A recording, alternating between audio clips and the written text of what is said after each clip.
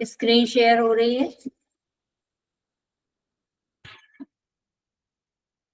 सभी का बहुत बहुत स्वागत है हमारी हायर एजुकेशन की क्लास में।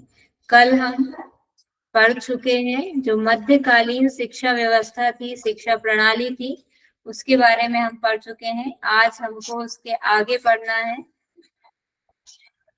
आज हम और कल थोड़ा सा हमने इंट्रो आधुनिक भारत में, जब जो यूरोपियन आ गए थे हमारे यहाँ पर, उनकी क्या क्या क्या पॉलिसीज थी वो भी हमने पढ़ ली थी।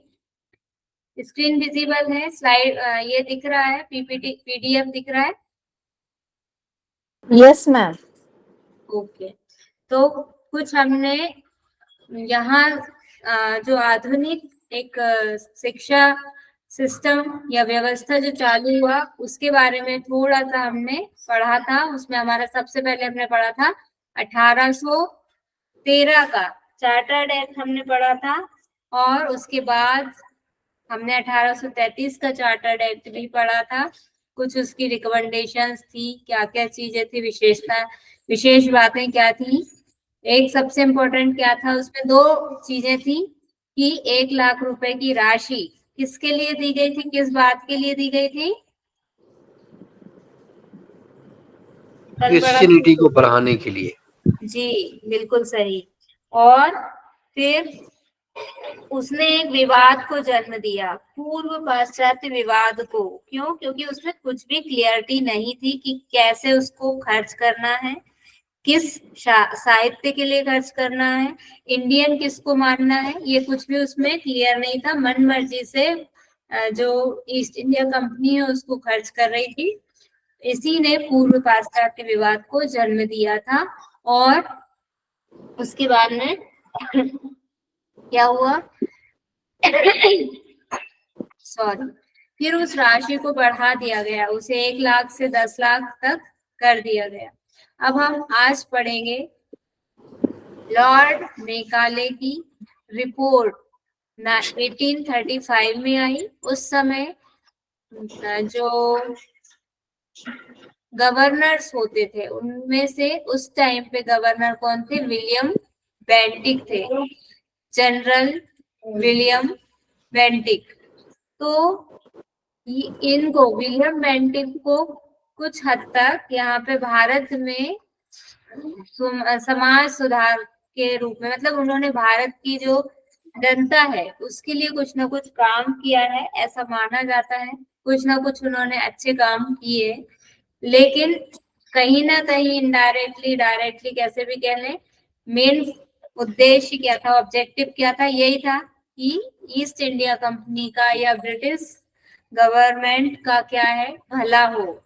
उसी के चलते जितने भी अच्छे अच्छे काम हुए वो मोरल उसका या मोटो उसका वही था कि गवर्नमेंट का जो यूरोपियन गवर्नमेंट है, इंग्लैंड की गवर्नमेंट है, उसका भला हो। कोई कुछ कह रहा है क्या? किसी का माइक ऑन हो गया है, ऑफ कर लीजिए। तो 1835 की मेकाले रिपोर्ट आई। इस रिपोर्ट में क्या कहा गया, क्या है इसमें? थॉमस बेबिंगटन मेकाले, पूरा नाम क्या है इनका? थॉमस बेबिंगटन मेकाले 10 जून 1834 को भारत पहुंचे। ये सब क्यों हो रहा है? हमने देखा कि विवाद हो गया और उस विवाद को सुलझाने के लिए इनको भेजा गया, बेबिंगटन मैकाले को। कब भेजा गया? 10 जून 1834 को। और तत्कालीन गवर्नर जनरल कौन थे? विलियम बेंटिक थे। मैकाले को पूर्व पाश्चात्य विवाद को सुलझाने के लिए भेजा गया। इसी के आधार पर मैकाले 2 फरवरी 1835 को एक विवरण पत्र प्रस्तुत करते हैं, डिस्क्रिप्शन लेटर। इन्होंने एक क्या किया, प्रस्तुत किया, जिसके मुख्य बिंदु इसमें क्या क्या रिकमेंडेशंस थी। पहला तो ये था कि लॉर्ड मेकाले ने 1835 में रिपोर्ट प्रस्तुत की जिसमें देश के मूल निवासियों को अंग्रेजी भाषा का विद्वान बनाए जाने की सिफारिश की गई। मूल निवासी कौन थे? जो यहीं के निवासी थे, इंडियन थे, उनको क्या कहा गया कि आप को अंग्रेजी भाषा लेनी चाहिए, सीखना चाहिए। दूसरा, 1 लाख रुपए की जो स्वीकृत थी राशि, उसको क्या, कैसे वार्षिक व्यय राशि को जैसे चाहे वैसे उपयोग किया जा सकता है, इच्छानुसार खर्च की जा सकती है। वो तो वैसे भी हो रहा था, इन्होंने उसमें कुछ नहीं किया और जैसा चल रहा था वैसे ही उसी की सिफारिश कर दी। मैकाले ने भारतीय साहित्य से तात्पर्य अंग्रेजी साहित्य, संस्कृत, अरबी, फारसी आदि साहित्यों से बताया। भारतीय साहित्य में ने किसको रख लिया? अंग्रेजी साहित्य को भी शामिल कर लिया और संस्कृत को भी, अरबी को भी, फारसी को भी। तथा भारतीय विद्वान से तात्पर्य क्या बताया इन्होंने? अंग्रेजी साहित्य, संस्कृत साहित्य, अरबी साहित्य, फारसी आदि के साहित्य के जो विद्वान हैं उनसे लिया है। यानी कि इसमें से किसी भी लैंग्वेज का जो लिटरेचर है, उसका जो लिटरेचर का जो ऑनर है, वो सब भारतीय विद्वान में आएगा। जबरदस्ती में मतलब आके मुंडी यहाँ पे जबरदस्ती फंसा ली कि हम भी है। मैकाले के सुझाव क्या क्या है? प्राच्य साहित्य और ज्ञान अनुपयोगी है, महत्वहीन है। प्राच्य मतलब प्राच्य पाश्चात्य विवाद हो रहा है ना। प्राच्य मतलब हम लोगों का जो है, पूर्व का जो ज्ञान है, पुराना जो ज्ञान है, भारतीय संस्कृति का जो ज्ञान है, वो कैसा है? बिल्कुल बेकार है, महत्वहीन है। ये किसने कहा है? मैकाले ने कहा है। ये मैकाले के शब्द हैं। संस्कृत, अरबी, फारसी आदि प्राच्य शिक्षण संस्थानों पर व्यय व्यर्थ है। ये मैकाले के शब्द हैं कि इन संस्थानों पे बर्बाद करना है पैसा। कहते हैं ना, किसी बच्चे की पढ़ाई पे अगर पैसा खर्च कर रहे हैं और लगता है कि ये पढ़ने लिखने में होशियार नहीं है, बिल्कुल ऐसा ही है, तो फिर कुछ लोग बोल देते हैं ना, तुम्हारे ऊपर तो पैसा खर्च करना मतलब पैसा बर्बाद करना या पैसे में आग लगाने जैसा है। ऐसा ही मैकाले ने कहा कि इतनी चीजें अगर पढ़ा रहे हैं तो मतलब पैसा बर्बाद कर रहे हैं।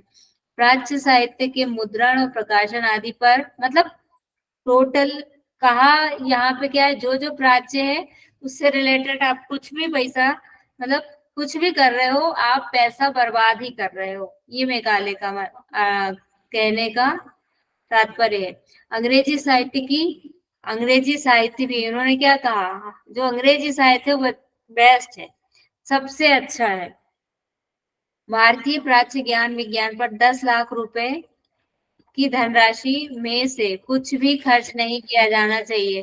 जो राशि बढ़ के 10 लाख हो गई थी, उसको आप बिल्कुल भी खर्च मत करिए। एकदम बर्बाद है ऐसा खर्च करना, उसकी कोई आवश्यकता नहीं है। भारत के सभी पुस्तकालयों में ये आप कोटेशन याद कर लीजिएगा। मैकाले का ये क्वेश्चन में पूछा जा सकता है सीधा स्टेटमेंट में, या 4 ऑप्शन में भी पूछ सकते हैं कि ये किसका स्टेटमेंट है।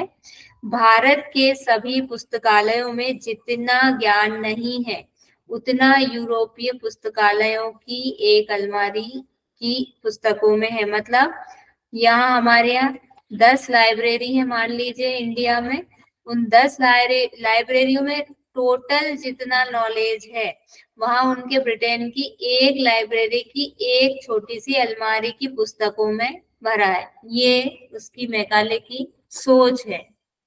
अब आप इसको जैसी भी सोच समझें, ये वस्तु स्थिति है। मैकाले ने ऐसा कह के गए मैकाले रिपोर्ट में।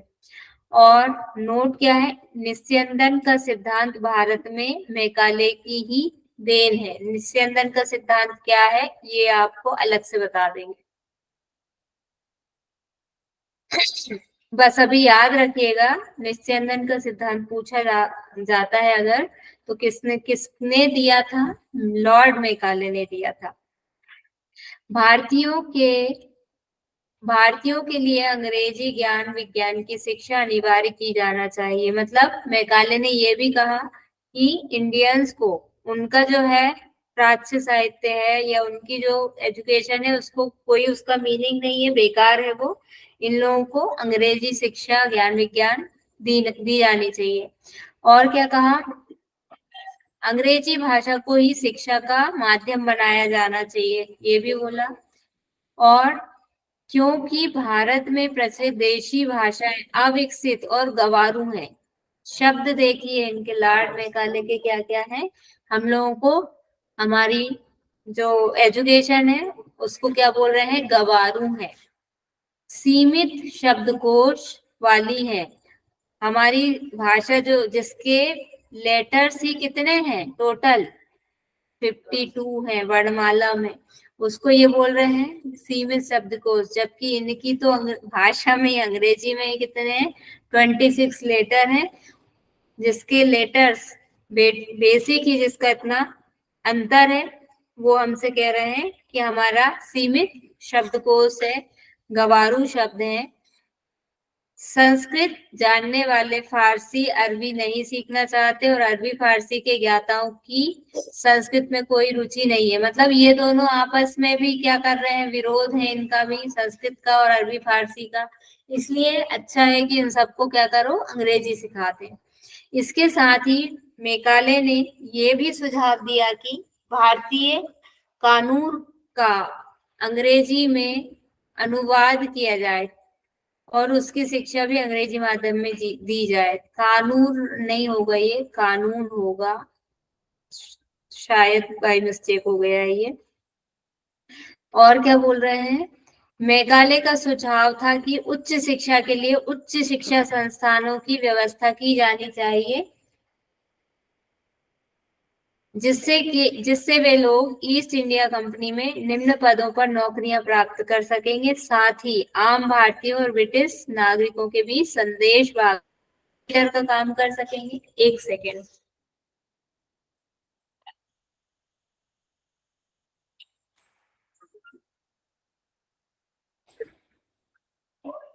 सब लोग सुन रहे हैं ना, आवाज आ रही है?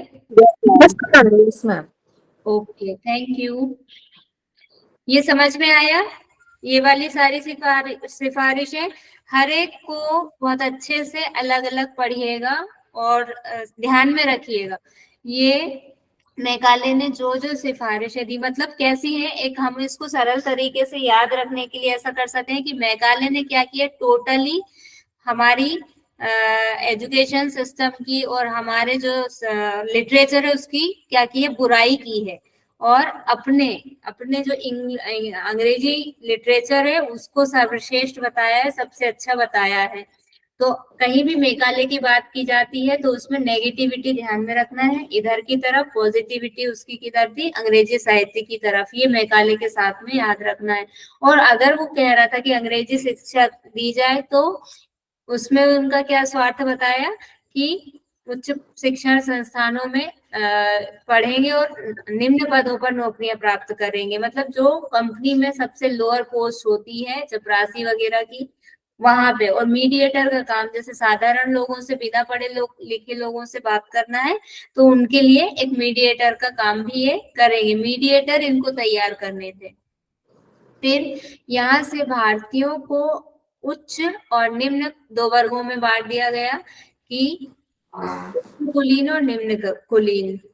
फिर इसके पीछे एक तर्क यह भी था कि ये उच्च वर्ग के लोग शिक्षित होने के बाद निम्न वर्ग के लोगों को स्वयं शिक्षित कर देंगे, ब्रिटिश शासन को इसके लिए धन खर्च नहीं। यहाँ भी मतलब मेघालय ने टोटली क्या कहा है, पैसे बचाने की ही बात की है कि अगर आप इन पे कुछ भी एक्स्ट्रा बिल्कुल खर्च नहीं करना है, जितनी जरूरत हो बस उतना करना है।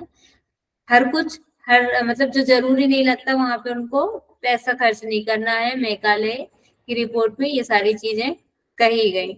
नेक्स्ट हमारा आ जाता है 1854 का सर चार्ल्स वुड डिस्पैच। ये हमारा मेघालय रिपोर्ट कंप्लीट हो गया। इसके बाद वुड डिस्पैच आता है, बहुत इंपॉर्टेंट है ये। इन सब से जितनी भी चीजें अभी चल रही है ना, सबसे क्वेश्चन आते ही आते हैं। क्या था इसमें sir Charles Wood dispatch Bharat में अंग्रेजी शिक्षा का मैग्ना कार्टा एकदम फैक्चुअल क्वेश्चन है। अंग्रेजी शिक्षा का मैग्ना कार्टा किसे कहा जाता है भारत में? तो किसको ध्यान में रखना है? Sir Wood dispatch, Charles Wood dispatch. इसने अब ना इसमें भी आपको ये जो आप जितने पढ़ते जा रहे हैं ना साथ साथ कंपैरेटिवली लिखना है सारे इनको, रिपोर्ट को, मेकाले रिपोर्ट को, वुड डिस्पैच को एक कॉलम में मेकाले, एक कॉलम में वुड डिस्पैच, और भी आएंगे अभी कुछ ऐसी चीजें।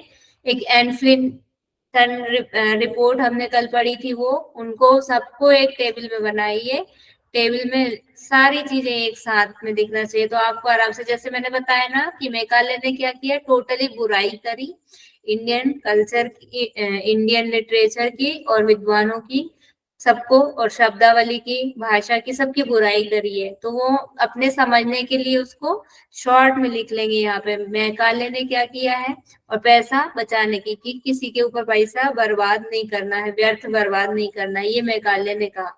फिर वुड डिस्पैच ने क्या कहा, इसने प्राथमिक विद्यालय से लेकर विश्वविद्यालय शिक्षा तक की उचित ढंग से योजना बनाने की सिफारिश की। अब इन्होंने क्या कहा, एक प्लानिंग लेके आओ, प्राइमरी से लेके जो यूनिवर्सिटी लेवल है वहां तक एक हमको प्लानिंग लाना चाहिए, ये इन्होंने कहा। फिर इसने लंदन विश्वविद्यालय के मॉडल पर भारत में भी विश्वविद्यालय खोलने की सिफारिश की। यहाँ से क्वेश्चन बन सकता है कि लंदन विश्वविद्यालय के मॉडल पर भारत में विश्वविद्यालय खोलने की सिफारिश किसने की? वुड डिस्पैच का नाम यहाँ पे ध्यान रखना है। फिर इसने स्वदेशी शिक्षा को प्रोत्साहित करने और शिक्षा की सुसंगत नीतियां तैयार करने की योजना बनाई। यहाँ इसने क्या किया, स्वदेशी शिक्षा, वहां पे मेकाले ने क्या कहा था, अंग्रेजी शिक्षा दी जानी चाहिए। यहाँ पे ये बोल रहे हैं स्वदेशी शिक्षा, मतलब जो जहां पर है, यानी कि अगर भारत में दे रहे हैं उन्होंने तो और जगह भी क्या किया है, बहुत सारे देशों पे अपना ऐसे ही व्यापार करने गए और वहां पे अपना आधिपत्य कर लिया, अपना शासन स्थापित कर लिया। तो ऐसे ही स्वदेशी शिक्षा मतलब यहाँ है तो जो जिसकी भाषा है उसको जो शिक्षा वो लेते हैं वही देने की बात उन्होंने की, वुड ने, वुड डिस्पैच में, सर चार्ल्स वुड ने, जिसने इसने निजी संस्थानों अनुदान अनुमोदन प्रणाली, ग्रांट सैंक्शन सिस्टम, स्कूलों में शिक्षकों के प्रशिक्षण, महिला शिक्षा और ऐसे ही अन्य विकास कार्यों पर जोर दिया। अब थोड़ा सा यहाँ पे हमको देखने में आएगा कि महिला शिक्षा की बात पहली बार, ये एक इसकी विशेषता हो गई सबसे अलग कि हमारे उत्तर वैदिक काल और मध्यवर्ती काल में बहुत बुरी दशा थी, उसके बाद पहली बार, जहां अगर हम नए ये चल रहे हैं मेकाले रिपोर्ट में तो कोई बात ही नहीं हुई, महिला शिक्षा की बात वुड डिस्पैच में हुई पहली बार। यूरोपियन जो सिस्टम प्रणाली ले लेके आ रहे थे, अलग अलग लोग बात कर रहे थे कुछ ना कुछ एजुकेशन के बारे में, उसमें पहली बार वुड डिस्पैच में बात हुई महिला शिक्षा की। साथ में टीचर ट्रेनिंग की भी बात हुई और अन्य विकास कार्यों पर भी जोर दिया गया।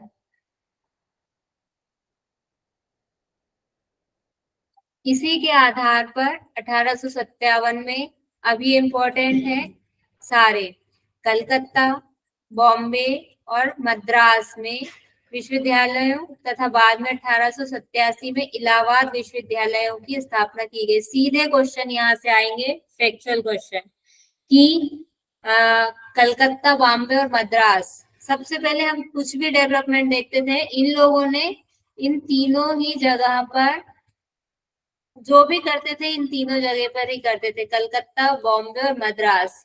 ईस्ट इंडिया कंपनी की यहाँ पे समझ लीजिए क्या होता था, ऑफिस समझ लीजिए, यहाँ इन्होंने अपने हेडक्वार्टर्स बना रखे थे और यहाँ से ये इंडिया में जहां जहां पर इनको जो भी करना रहता था वहां से ये काम करते थे। तो डेवलपमेंट के लिए भी कुछ करा या अपने ही डेवलपमेंट के लिए कुछ किया तो उसके लिए भी ये यही सबसे पहले करते थे। सबसे पहले कोलकाता, बॉम्बे और मद्रास में क्या किया, यूनिवर्सिटी डेवलप की, ईयर 1857। 1857 में क्या हुआ था भारत में, बताइए, किस लिए जाना जाता है 1857? स्वतंत्रता की पहली लड़ाई, स्वतंत्रता संग्राम। जी पहली लड़ाई हुई थी मैम। एकदम करेक्ट, बहुत बढ़िया। 1857 में, और कहाँ से किसने शुरू की थी? मंगल पांडे ने। मेरठ से, तो मेरठ से। ऐसे, हाँ, को रिलेट करके याद कीजिए, इसको याद रखने के लिए उसको याद रख लीजिए उससे, कि भाई लड़ाई चल रही थी, मतलब स्वतंत्रता संग्राम की शुरुआत हो गई थी। तो अब इन लोगों को लगा कि अगर अब इन लोगों के लिए कुछ नहीं सोचेंगे तो ये विद्रोह करेंगे, तो कहीं ना कहीं डाइवर्ट करने के लिए ये तीनों जगह पर यूनिवर्सिटी खोली गई। और फिर उसके बाद 1887 में इलाहाबाद यूनिवर्सिटी की स्थापना की गई। इसी घोषणा पत्र की सिफारिश पर पूसा में कृषि विश्वविद्यालय तथा रुड़की में इंजीनियरिंग कॉलेज की स्थापना की गई। पूसा कहाँ पर है, किसी को पता है?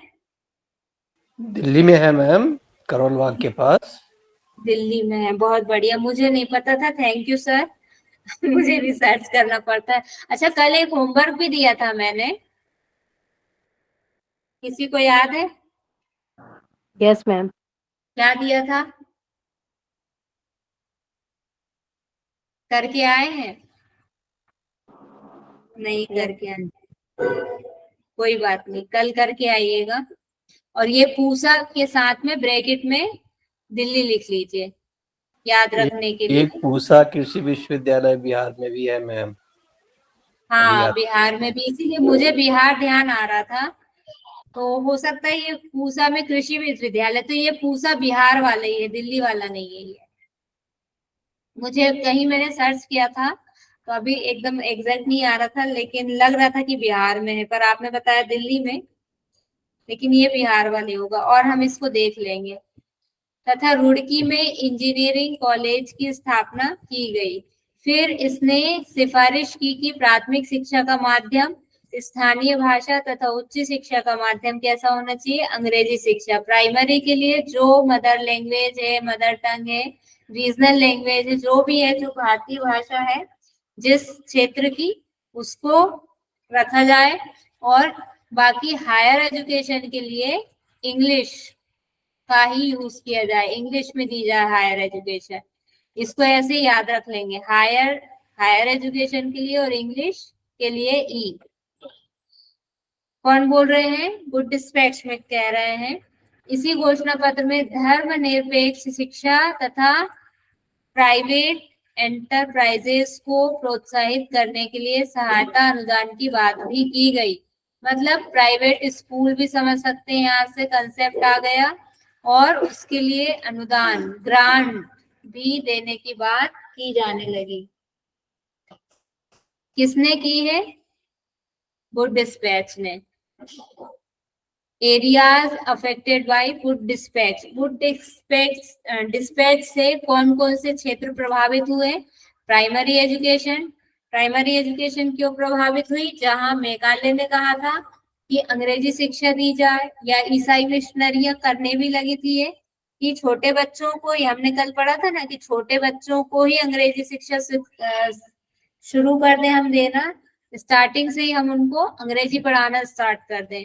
लेकिन यहाँ पे इन्होंने प्राइमरी शिक्षा के लिए क्या बोल दिया कि प्राइमरी एजुकेशन रीजनल लैंग्वेज में दी जाए, जिसकी जो भाषा है उसमें दी जाए।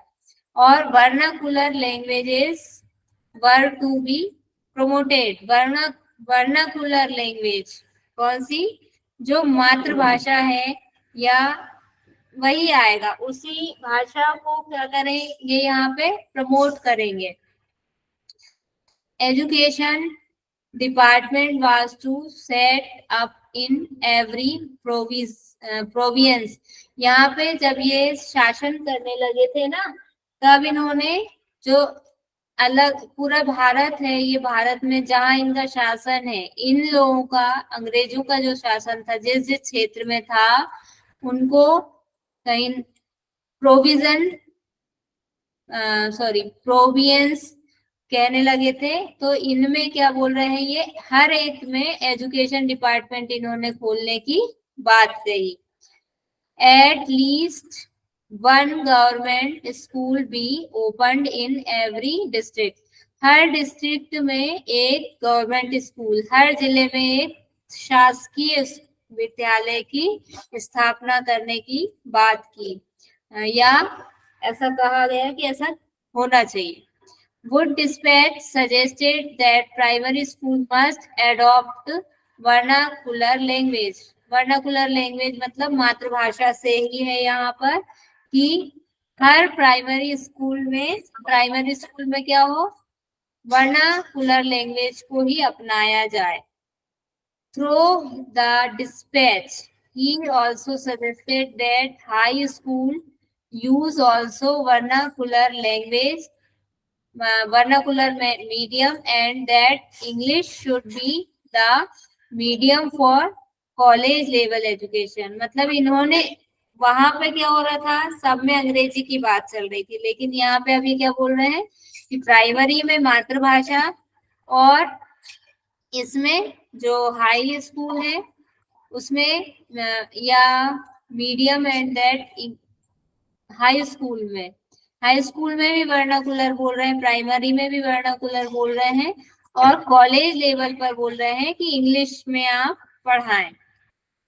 Hence the Wood Dispatch is considered as Magna Carta of English Education in India। अंग्रेजी शिक्षा का मैग्ना कार्टा इसको यहाँ पे कहा गया है।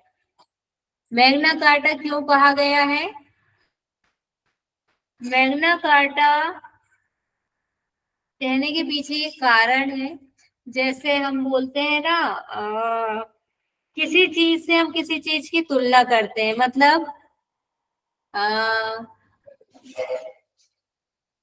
सिया के राम को बोला जाता है जनरली, लेकिन हम कोई व्यक्ति वैसा ही देखते हैं जो वैसा आचरण करता है, तब भी हम बोल देंगे उसको कि ये तो सिया का राम है, ये तो सिया के राम है।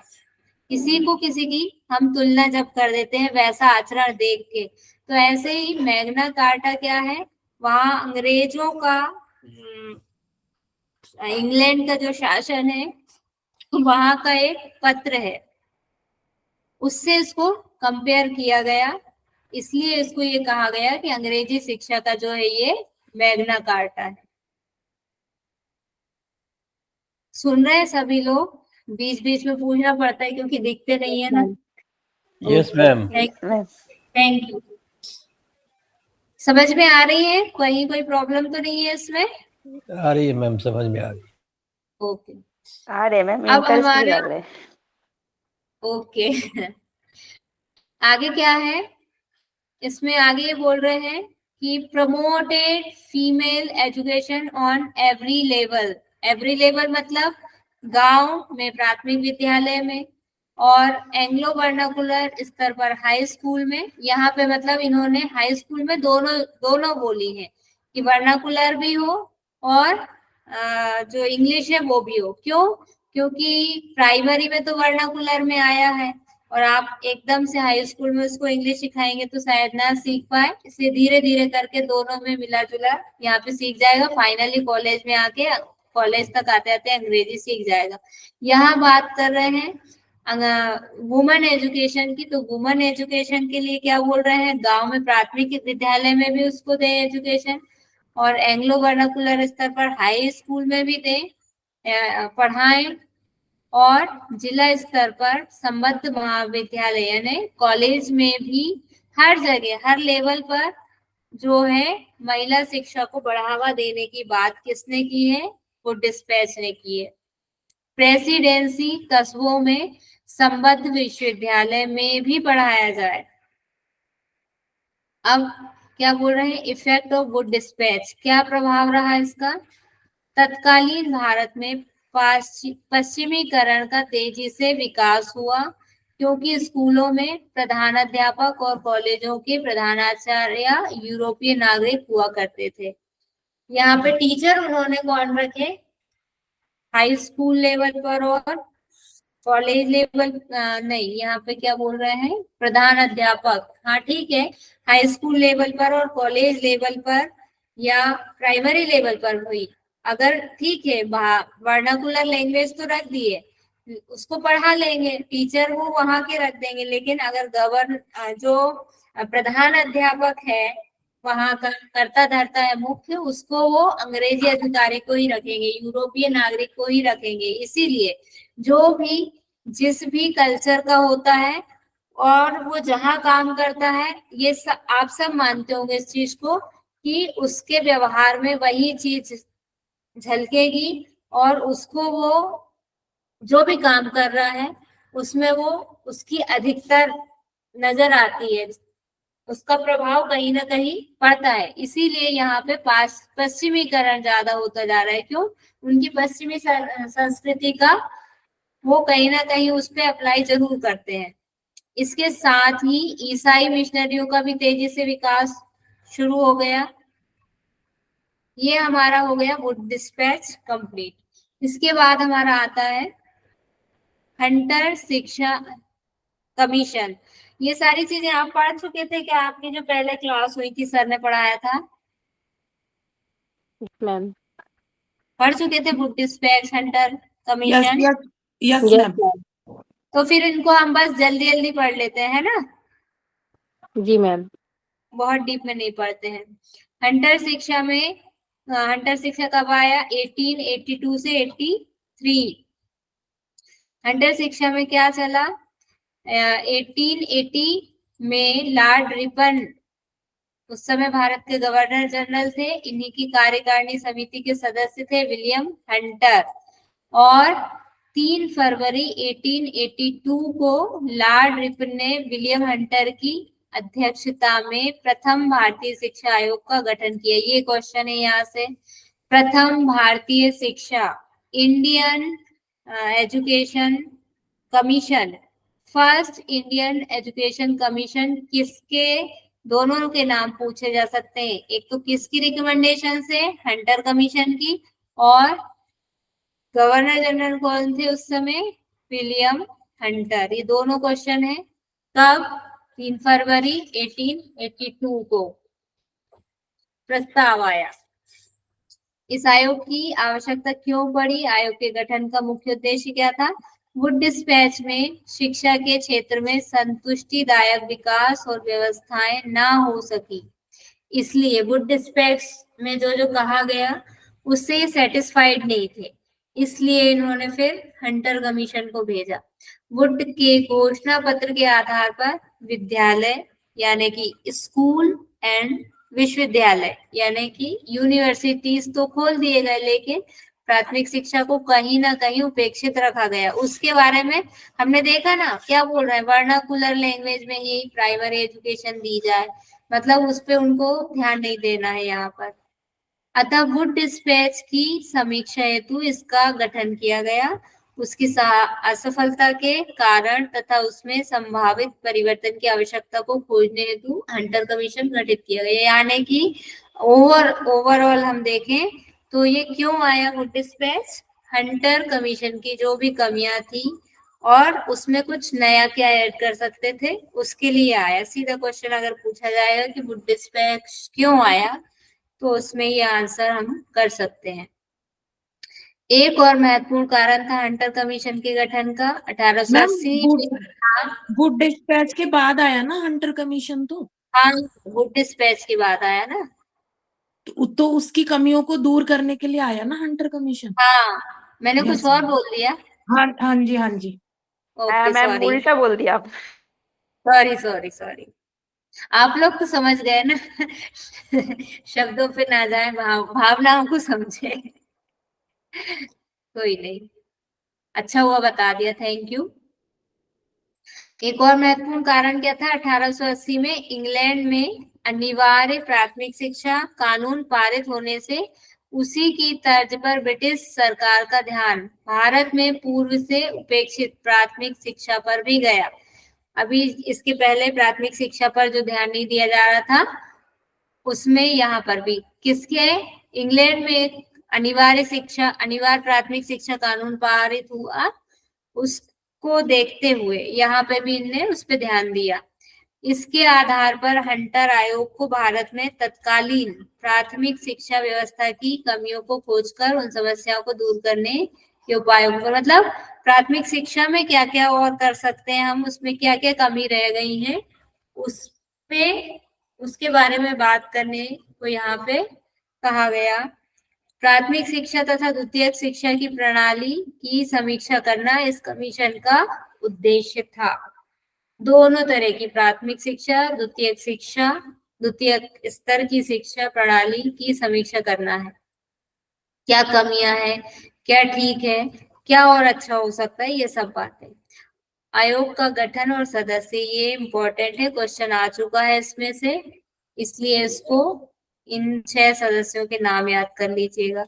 इसमें आप गूगल से पढ़ेंगे तो कहीं ना कहीं कुछ अंतर नजर आता है, लेकिन ये नाम याद कर लीजिएगा। जिसमें विवाद रहता है वो नहीं पूछा जाता है।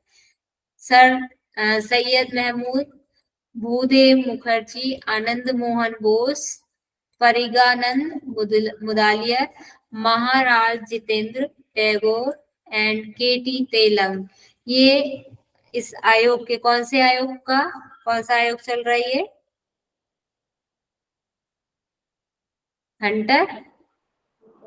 हंटर शिक्षा आयोग है ना, इसके ये Yes, 6 सदस्य थे। इसमें 20 सदस्य थे, इसमें से 6 भारतीय थे। ये हैं वो भारतीय 6 सदस्य। हंटर आयोग की मुख्य सिफारिशें, ये मुख्य सिफारिशें जो है टेबल में जाएंगी बाकी सबके साथ। प्राथमिक शिक्षा के विकास और सुधार पर सरकार को ध्यान देना चाहिए। प्राथमिक शिक्षा देसी भाषाओं में होना चाहिए। इन्होंने भी वही कहा है। ये बात तो कर रहे हैं, ध्यान तो देंगे, लेकिन देंगे वर्नाकुलर लैंग्वेज में ही। स्थानीय शिक्षा परिषदों और नगर पालिकाओं की देखरेख में प्राथमिक शिक्षा की व्यवस्था की जानी चाहिए। कौन कौन बना दिए हैं? स्थानीय जिला परिषद, काउंसिल जो होती हैं, और नगर पालिकाओं, म्युनिसिपैलिटी जो होती है, इनकी देखरेख में हो प्राइमरी एजुकेशन। फिर क्या कह रहे हैं? माध्यमिक शिक्षा यानी कि मिडिल जो होती है, माध्यमिक शिक्षा को क्या बोलते हैं? सेकेंडरी लेवल की जो एजुकेशन होती है, उसमें 2 प्रकार की शिक्षा होनी चाहिए। कैसी? साहित्य, और जो अध्ययनशील उच्च शिक्षा के लिए छात्र तैयार करे, तथा दूसरी व्यावसायिक, जो छात्रों को जीवन यापन के लिए प्रशिक्षित करे। अब ये किससे मैच कर रहा है बताओ? ये वाली जो लाइन है ये किससे मैच कर रहा है? ऐसी बात हम कहाँ देखते थे?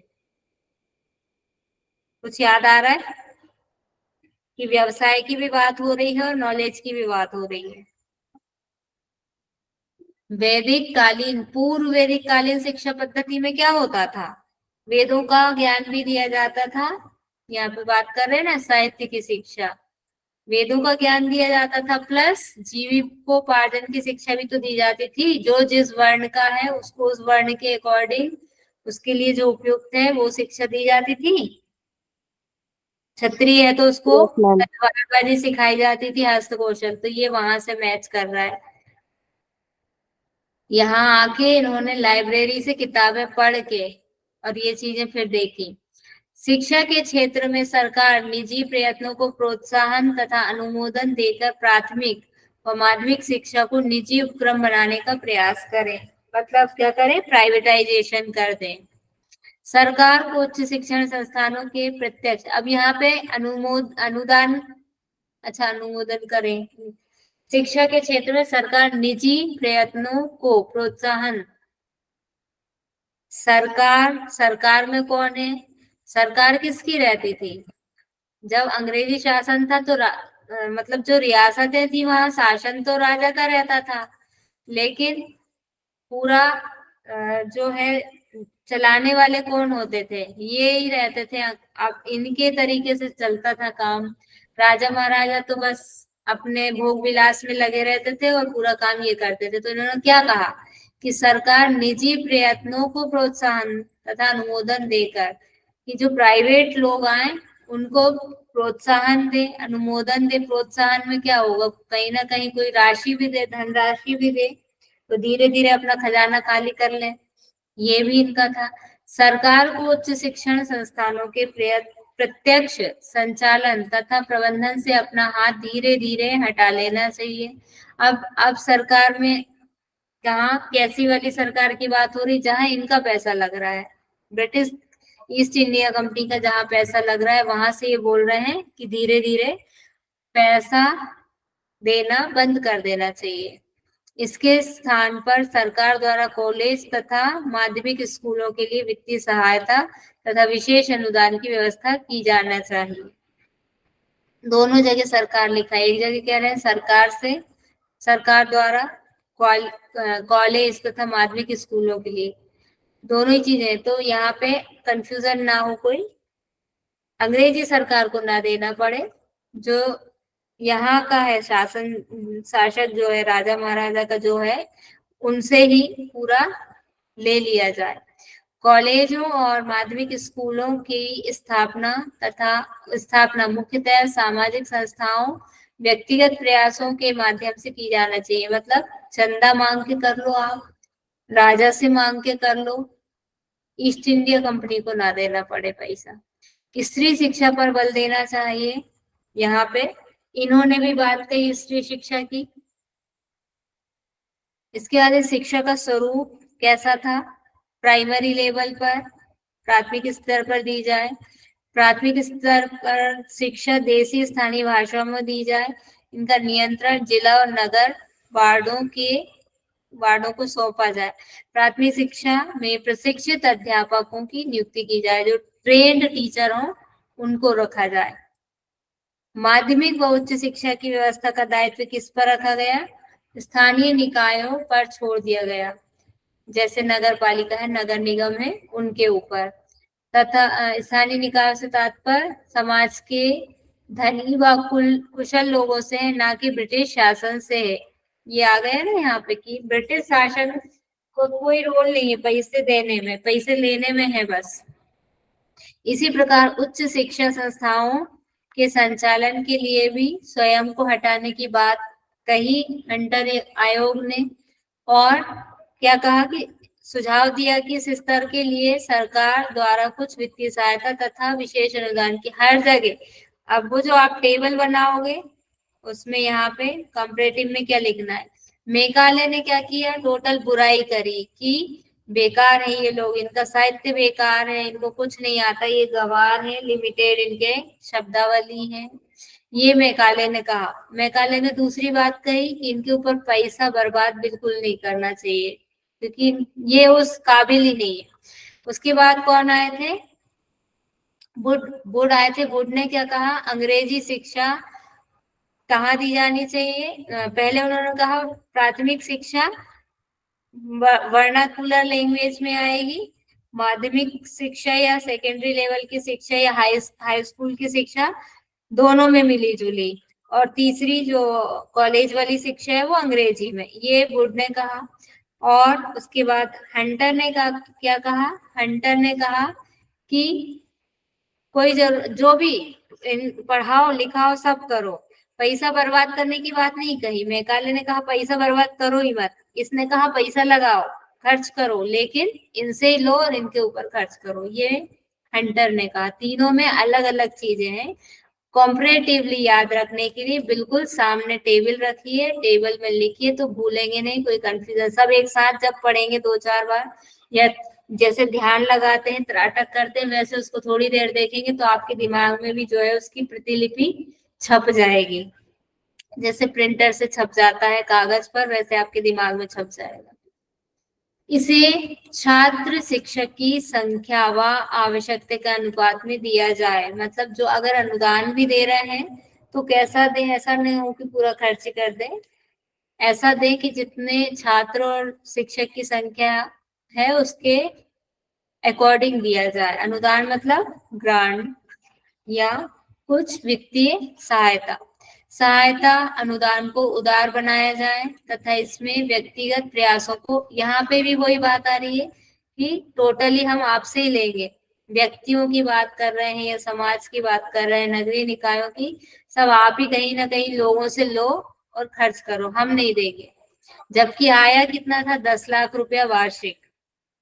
बालिकाओं के लिए सरल पाठ्यक्रम व निशुल्क शिक्षा की व्यवस्था हो। आयोग ने प्रेसिडेंसी नगरों के साथ ही अन्य संस्थानों पर महिला शिक्षा हेतु पर्याप्त प्रबंधन न होने पर खेद प्रकट किया और इसे बढ़ावा देने को कहा। मुस्लिम शिक्षा की भी बात की गई, आदिवासी व पर्वतीय जातियों की शिक्षा की बात की गई, धार्मिक शिक्षा राजकीय विद्यालयों में प्रतिबंधित कर दी। ये लाइन यहाँ पर अलग है, इसको ध्यान रखेंगे, टेबल में ऐड कर लेंगे इसको। इन्होंने धार्मिक शिक्षा राजकीय विद्यालयों में पूरी तरह से, किसने, सीधा क्वेश्चन आएगा, धार्मिक शिक्षा को राजकीय मतलब जो गवर्नमेंट से चल रहा है, राजकीय का मतलब यहाँ है गवर्नमेंट जो स्कूल हैं उनमें बंद कर दिया। धार्मिक शिक्षा के प्रोत्साहन को रोका जाए। खुद ईसाई मिशनरी में दे रहे हैं, लेकिन धार्मिक शिक्षा अगर कोई वेद पुराण की शिक्षा दे रहा है तो उसको बंद कर दिया जाए। देसी पाठशालाएं मौलवियों और पंडितों द्वारा संचालित विद्यालयों को अनुदान देकर यथापूर्व पाठ्यक्रमानुसार चलने दिया जाए। उच्च तथा निम्न सभी प्रकार के विद्यालयों को सरकार प्रोत्साहन दे। ये हो गया कंप्लीट आपका वुड डिस्पैच के बाद हंटर कमीशन। अब हमको पढ़ना है भारतीय विश्वविद्यालय आयोग। यहाँ तक अगर किसी को कोई प्रॉब्लम है, कुछ समझ में नहीं आया है तो बता दीजिए, फिर से उसको देख लेंगे, रिपीट कर लेंगे।